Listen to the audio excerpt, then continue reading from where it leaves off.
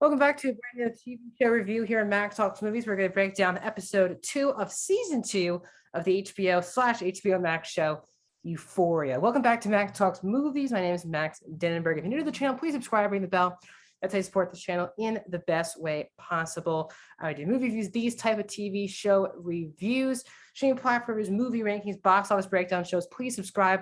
The box office breakdown show will actually be Tuesday, due to the 4-day holiday weekend for MLK Day, followed by Wednesday with a spoiler review of Boba Fett episode 4, and an episode 4 review as well for Peacemaker on Thursday. So a lot coming down the pipeline here on the channel, so please subscribe, ring the bell if you're new to the channel. As well, please comment down below your thoughts on this episode. Did you like this episode more than the first episode? And give me your big theory, spoiler fashion, for Euphoria season 2. I'd love to hear your thoughts in the comment section down below. Also, please like the video, the thumbs up button. That's how you support this channel in the best way. Let's talk Euphoria. So I thought this was once again, another fantastic episode of Euphoria. If you're new to the channel, I don't break down each little thing. I'm just giving my general thoughts of what I like, but this is all spoilers. So in the comments, go all spoiler out on this episode.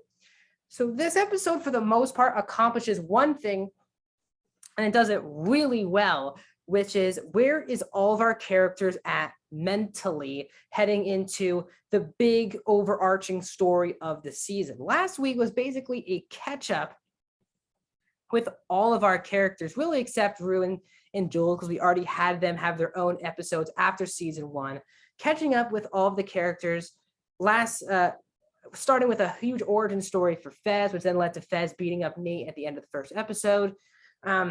This, I believe, if I'm not mistaken, maybe this and maybe the finale of season 1, that this is one of the rare episodes of Euphoria where we do not get a character origin story. We start off this episode for like the first 10 minutes with Nate's fantasy, a dream sequence for him as he is knocked out from the fight from Fez at the hospital. Cassie and Maddie, as you can see behind me, are with him, consoling him. But he has a whole dream sequence in the opening of the 10 minutes about what if he chose in sophomore year Cassie over Maddie. And it was kind of a positive dream sequence, the happiest that we've seen Nate on the show. And Jacob Elordi, even after this episode, in the Enter Euphoria part of the episode, stated that it was tough. It's actually weird playing Nate happy. It's the only time he's played Nate happy, possibly the entire series. So that was really interesting, where they're having a kid and their dad dies of a heart attack. And really, that's been one of the big things, is that Nate's dad, Cal, is back in the forefront in this episode, because he is searching for who beat up Nate. He goes through all of this, including intimidating Lexi and Cassie at their house, and Cassie reveals it was Fez. That then sets up later in the episode when Lexi arrives, has a pretty awkward conversation with Fez at his store. Cal comes in, intimidates him like he has a gun, but just gives him $20 and says, "I'm just a father working out for their child," something like on those terms. So intimidation from Cal on Fez. And we end this episode. I know we're going to wait for the end of the episode. We'll talk about that last. So Cassie's kind of going through a lot, because she's going through basically a nervous breakdown, because it is the first time that she has been single in the entire series. And she's kind of into Nate for some reason. Again, she texted Nate saying that it was an accident, what they happened last week. Last episode. Nate kind of called her right away and said, "Don't put that in text," which is why, of course, that leads to Fez. It feels like everyone was kind of defending Fez. Even Nate never told his dad who did it, which is a really interesting story that I hope gets thought out in this series. But then Nate kind of takes Cassie out, and Nate kind of is like, "It was a mistake. What happened, we shouldn't be together. I kind of like you, but I'm not, I gotta get back with Maddie," this type of stuff. Cassie runs out, and then they start to, go pretty rated R, which then leads to Nate's saying, which is the last time we see Cassie this episode, is Nate telling Cassie, "How are you going to look Maddie in the eye?" Now, Maddie was one of probably my favorite aspect of this episode, where she is a babysitter. She has some really funny jokes about how she's been getting jobs.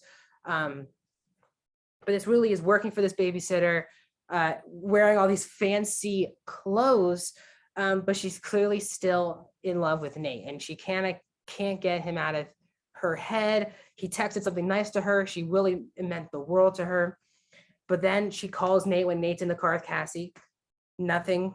And then she FaceTimes. It looks like she's trying to FaceTime Nate, but she's FaceTiming Cassie and gets no response. So it seems like Maddie is somewhat conflicted and kind of thinking, I believe that somewhat that Cassie and Nate are a thing based on, she said last episode, right off the bat, maybe her first line of the whole series of the season, Cassie always picks up, and she did not pick up and Nate didn't pick up. And I think it's something interesting moving forward. But Maddie's episode kind of ends at the bowling alley with Kat and her boyfriend and Jules, where she sees Kat and her boyfriend just seeming, cute. And Maddie is the one who says, I just can never see that in my life. And that type of stuff. And Jules says that everyone's built differently. And then Maddie ends the episode by saying, I'm still kind of in love with Nate. Do you think it's a good idea? And Jules, we kind of feel like the first time Jules and Maddie like this close before. And Jules is basically like, you shouldn't do it. You just should not do it. And that's where Maddie leads off the episode. The Rule Jules stuff is I thought it was one of the weaker aspects. And it was perfect. It was one of the least interesting storylines of the episode.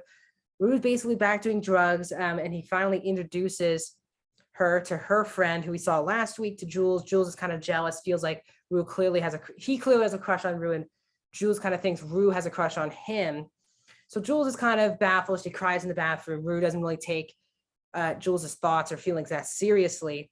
So instead of having dinner and going to Jules' house, she goes hang out and do drugs with her friend. Jules that then sets up Jules for hanging out at the bowling alley with Maddie for the rest of the episode. Rue does her drugs, and her friend, it was even like, I don't think I'm a good influence. We really shouldn't be good friends. We're not getting the best out of each other. And Rue says, I don't care. So they do drugs, and then that sets up Rue going back to the clinic where Coleman Domingo returns as her sponsor, back from season 1 and Rue's special episode during the pandemic last year. He's back, and Coleman Domingo wants to introduce himself to Rue's mom when he drops her off. He's kind of like, it's kind of crazy that I keep dropping her off and your mom doesn't know who I am. Introduces himself. He is back in the fray. Coleman Domingo is one of my favorite performances in the show. He's fantastic, and he delivers once again. And that part of it.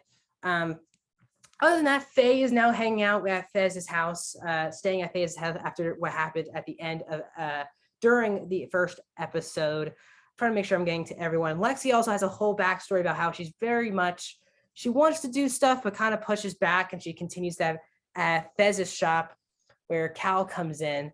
Where Lexi kind of wants to talk to Fez very personally. She kind of dresses up for him, and then she sees Faye is there and kind of backs away from the conversation with Fez. And then that kind of overtakes the Cal conversation.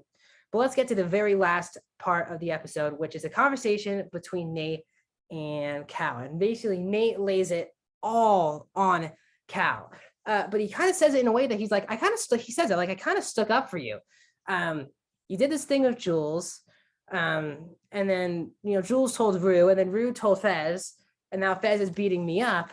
And Nate was kind of like, I don't, and clearly they established that Cal just hates Nate, and Nate doesn't really like Cal either. Really messed up family that has now led to Nate doing all these horrible things. But then we end the episode with Cal saying, where are the tapes? And Nate's in silence after 3 times asking for it. That was the episode because Maddie has the tapes from the last episode of season 1. And Maddie kind of is she's going to be one of the more interesting characters because when she finds out Nate and Cassie are a thing, she's going to lose it. And she kind of has all the power with the Cal situation as well, because she has all the tapes of all of Cal's underage sex stuff. So a lot when happened this episode, it really shows you where everyone is at mentally setting up. There's also, Kat is very much in her head because she kind of breaks it down that he's fallen in love with her, but she doesn't really feel it back for some reason. And it's very much in her head. He's a great boyfriend, but kind of a couple mental scenes. So it'll be interesting to see if Kat will break up this relationship, keep it going. Should be interesting. But overall, that is the episode of 2 of Euphoria. I really love this season thus far. Really intense, more than usual. It feels like every storyline has some intense part to it. And this show continues the intensity with this episode. But we know where all these characters are. We know where their mental state is. Now we're ready for the real story of the show to kick in, and it's about to. next week. So that's my thoughts on episode 2 of season 2 of Euphoria. Please like the video, subscribe, ring the bell, and I'll see you guys soon.